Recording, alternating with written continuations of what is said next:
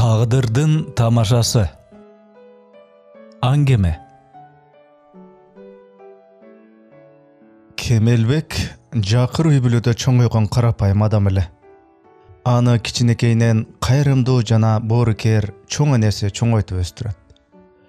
Небересинин ою менен болуп эч качан урушпады, жазалабады. Балким ушундан уламбы Кемелбек мектепке барганда сабактарына көңүл бөлбөгөн бейбаш, тентек балдардан болуп чоңоят. Мектепти начар балдар менен окуп, жогорку окуу жайга тапшырбайт. Ошого карабастан Кемел орто мектепти аяктагандан кийин тез эле жумуштап, кара жумуштарда иштеп калат. Ар дайым курулушта уста же дүкөндө жүктөгүч сыяктуу жумуш мүмкүнчүлүктөрүн колдон чыгарбай, талыкпай эмгектенип, акчаны болсо туура эмес жактарга коротпостон небересинин мектепти начар окуганына капа болуп жүргөн чоң энесине жардам берет. Мектепте тартипсиз бейбаш болгонуң мени кыжалаткылчу. Бирок чоңойгондогу токтоолугуң, жакшы адам болуп калыптанганың мени кубандырат. Эми болсо жакшы кыз таап үйлөнсөң, абдан бактылуу болор элем, дейт чоң энеси. Кабатыр болбо чоң эне. Буйрса, бойдак болуп жүрө бербей, жакшы кыз таап үйлөнөм деп Кемелбек кемпирди ишендирди. Анан жакшы кыз таап, кыз жигит болуп жүрө бергениң болбойт. Менин жашарым аз калганын сезип баштадым. Ошон үчүн акыркы күндөрү сенин үйлөнгөнүңдү көрбөй каламбы деп корком, деп капаланды чоң эне. Арадан аз убакыт өткөндөн кийин чоң эне ырасында эле небересинин үйлөнүү тоюн көрө алган жок. Ал 70 жашка чыкканына 3 күн калганда сентябрдын жылуу таңында дүйнөдөн кайтты. Бул Кемелбек үчүн чоң сокку болбой койгон жок. Ошондо өмүрүндө биринчи жолу чоң энесинин мүрзөсүндө туруп ыйлады. Кемелбектин ачуу жаштары жаактарынан ылдый агып жатты. Бирок канча ыйлабасын, жоготкон адамын тапмак беле. Эң жакын адамынан ажыраганын сезип, эми мындан ары өзүнүн жетим калгандыгын түшүндү. Албетте, Кемелбектин достору бар болчу. Бирок алар анын чоң энеси каза болгондон кийин жүрөгүндө калган боштукту толтура алышпады. Кемелбек өз алдынча бир кесиптин туруктуу ээси болбогондуктан диплом талап кылынбаган, аз айлык акы төлөнүүчү жумуштарда иштөөгө аргасыз болчу. Бирок ошого карабастан акча чогултуп, 1-2 жылдан кийин эски машина сатып алууга жетиштүү каражат топтойт. Анан албетте анын алган эски унаасы автосалондордо сатылып жаткан кымбат баалуу спорттук авто эмес болчу. Ал эми достору болсо Кемелбектин машинесин көрүшүп, унаасы жөнүндө кескин тамашаларды айтышып, шылдың кылып күлүшкөнүнө көңүл бөлбөйт. Эски унаасын жууп, тазалап, аяп, акырын сүрткөндү жактырат. Эми өзүнүн жеке машинеси менен түнкүсүн таксичи, күндүзгүсүн курулуш материалдарын саткан компанияда сатуучу болуп иштейт. Кемелбек бул жумушун капысынан стендте илинип турган баракчадан тапкан. Бул жумуш жагып, жакшы киреше таап баштайт. Албетте күнү түнү иштөө көп күчтүү жана энергияны талап кылат. Күндүзү да, түнкүсүн да иштөө Кемелбек үчүн оор болду. Ошондуктан сатуу бөлүмүнүн өкүлү деген жумушту тандап алат. Кемелбек таксичи болуп иштебей калган учурда өзүнүн жүрөгүн, жан дүйнөсүн багындырган бир кызды тапты. 6 айдан кийин иштеген компаниясынын иши жүрүшүп, жумушу жакшы болуп турган мезгилде Кемелбектин айлык акысы акырындан кыскарып жатканын байкайт. Бирок кесиптештеринин кубанычтуу жүздөрүн көрүп, Кемелбек алардын айлыктары кыскарган жок деген тыянакка келет. Бул тууралуу менеджер менен сүйлөшкөндө, Кемелбек, сиз сатууда иштейсиз жана сатуу пландары күн сайын өзгөрүп турат. Башкалардын кирешелерин эсептебестен күнөөнү өзүңүздөн издеп, замандын талабына жооп берип, көбүрөөк аракет жасап иштөө керек деп менеджери кемсинтип Кемелбекти ызалантты. Бирок бул адилеттүүлүк эмес, шеф. Менин кесиптештеримдин көбү чоң соода борборлору менен иштешет. А мен болсо өзүмдүн товарларымды чакан дүкөндөрдө сатышым керек. Анан албетте алар деле көп сатылбайт деп көз жашы агып кеткенин сезди. А менеджер жетекчиси болсо айлык акыны көтөр дегенден мурда чакан дүкөндөр менен жакшылап иштегин деди. Сүйлөшүү Кемелбек ойлогондой болбоду. Anan al eşikti katты tars жаап чыгып кетти. Тилекке каршы Кемелбек үчүн дагы башка толгон токой түйүндүү маселе бар эле. Машинесин айдап бара жатып, машинесинен башкача үн чыкканын байкап, анан унасын автосервиске алып барды. Автотелүүчү Кемелбектин машинесин узак убакытка карап, моторунда маселе бар экенин айтып, дагы башка нерселерин алмаштыруу керек экенин айтат.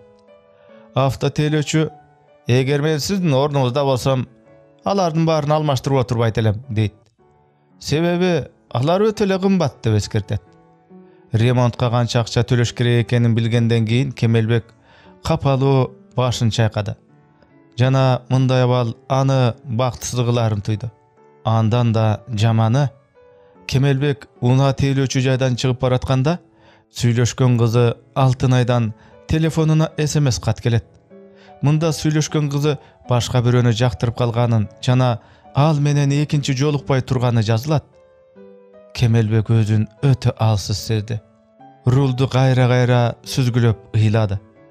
Акыркы күндөрү Алтынай Кемелбекке келечекте аны бакканга жетишерлик акча таба албаганын бир нече жолу кыйытып айтып келген.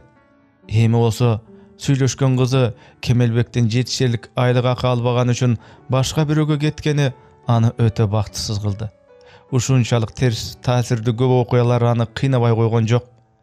Кемелбек өтө каттуу кайгы капага батты.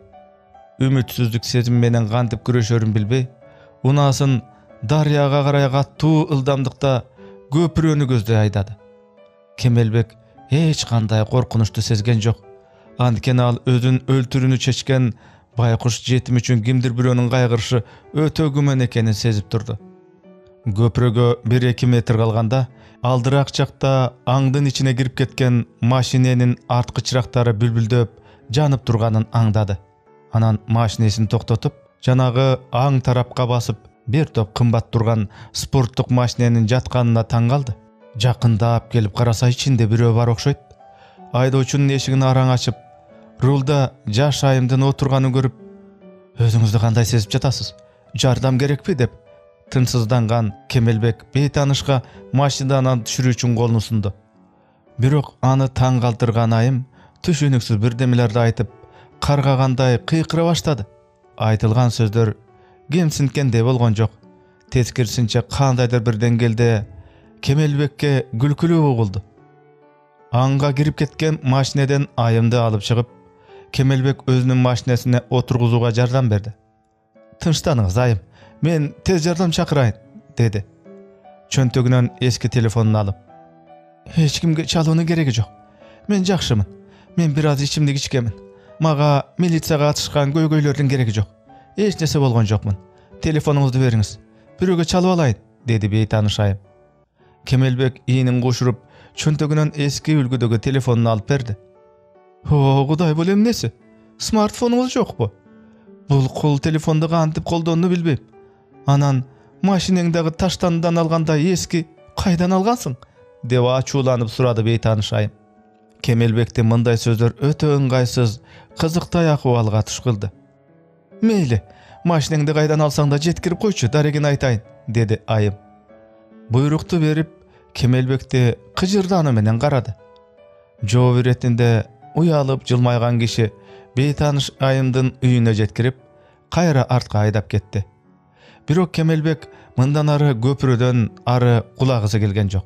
Себеби аны баскан кайгы, депрессия ошол айым менен жолуккандан кийин бир аз болсо дагы басаңдагансыды. Үйүнө кайтып бара жатып, бейтаныш айымдын кызыктай суроо иретиндеги маеги, анын күлкүлүү, бир кызыктай түшүнүксүз каргышы жөнүндө ойлонуп баратты. Кийинки 2 күн катары менен интернет аркылуу жаңы жумуш издеп, бирок натыйжа болбоду. Кечинде телевизор көрүп отурса, кимдир бирөө эшикти такылдатканын аңдап, ордунан туруп эшикти ачты. Эшикти ачып таң калды. Себеби 2 күн мурунку жанагы аңга кирип кеткен машинеден чыгарып, жардам берген бейтаныш айым турган болот. Жанагы бейтаныш айым турган экен. "Таң калып жатасыңбы, кантип таап келдиң?" деп деди күлүп. "Атамдын байланыштары жана сенин машинеңдин номеру аркылуу оп-оңой эле таап алдык" деп жылмайды. "Келгенимдин себеби, мен сага рахматымды, алкышымды айтуу үчүн келдим, деди айым. Кечки тамакка бирге баралы, кандай дейсиң? Деди кыз жылмайып. Башында Кемелбек бир аз түшүнбөй калды. Бирок андан кийин ал 1-2 мүнөт ойлонуп турду да чакырууну кубануу менен кабыл. Кечки тамакка Кемелбектин эски унаа менен барышты. Себеби кыздын жаңы үлгүдөгү баягы кымбат машинеси ремонтто болчу. Жаштар чогуу отуруп чай ичишти. Кемелбек өзүнүн баштан өткөргөн окуясын, ал кызга жардамга бергенге чейинки катуу кайгыга малынып жүргөндүгүн, депрессияда болгондугун, өзүнүн жанын кыюуга белсенгенин айтып берди. Ал эми бейтаныш кыз болсо, так эле Кемелбек иштеген жана андан башка да бир топ ишканалардын ээсинин, кожоюнунун кызы болуп чыкты.